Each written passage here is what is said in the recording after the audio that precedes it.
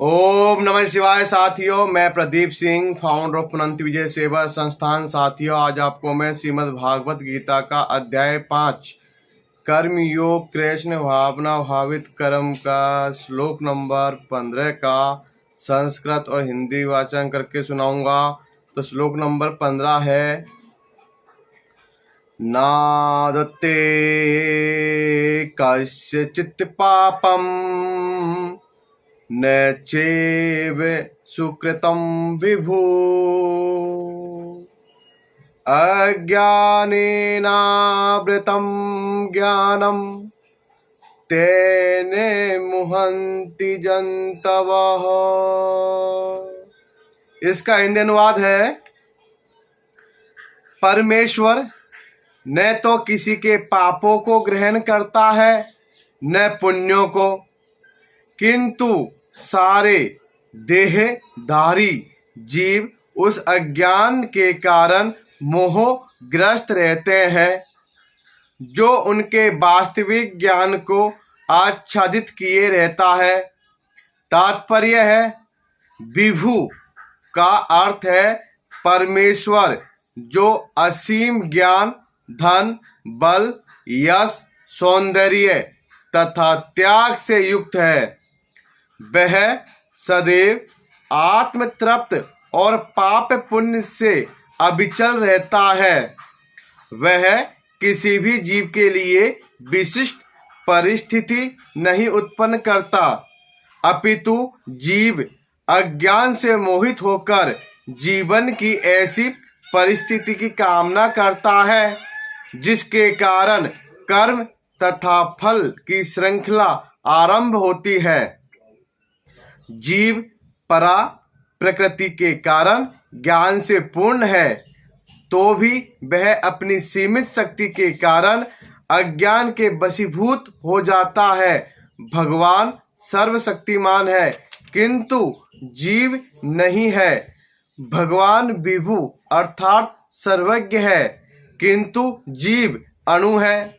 जीवात्मा में इच्छा करने की शक्ति है किंतु ऐसी इच्छा की पूर्ति सर्वशक्तिमान भगवान द्वारा ही की जाती है।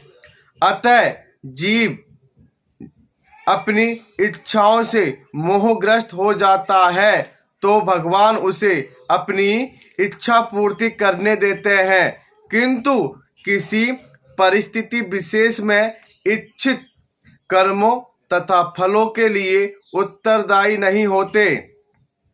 अतएव मोहग्रस्त होने से देहधारी जीव अपने को परिस्थितिजन्य शरीर मान लेता है और जीवन के क्षणिक दुख तथा सुख को भोगता है। भगवान परमात्मा रूप में जीव का चिरसंगी रहते हैं। फलतः वे प्रत्येक जीव की इच्छाओं को उसी तरह समझते हैं जिस तरह फूल के निकट रहने वाला फूल की सुगंध को। इच्छा जीव को वध करने के लिए सूक्ष्म बंधन है। भगवान मनुष्य की योग्यता के अनुसार उसकी इच्छा को पूरा करते हैं। आपन सोची होत नहीं, प्रभु सोची तत्काल। अतः व्यक्ति अपनी इच्छाओं को पूरा करने में सर्वशक्तिमान नहीं होता, किंतु भगवान इच्छाओं की पूर्ति कर सकते हैं।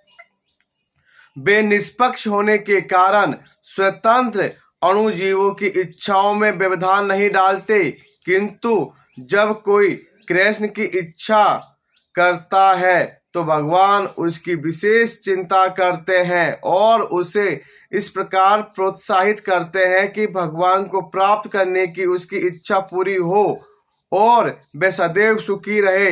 अतएव वैदिक मंत्र पुकार कर कहते हैं, ऐस उहोव साधु कर्म कार्यति तम यमेभ्यो लोकेभ्य उन्निनीसते।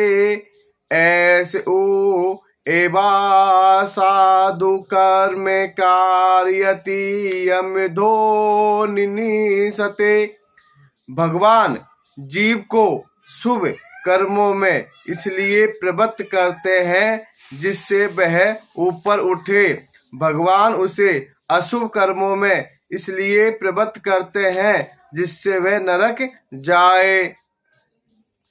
अज्ञो जंतुर्निशो अयमात्मनः सुख दुखयो ईश्वर प्रेरितो गच्छेत स्वर्गः वा स्वभ्रमेव च।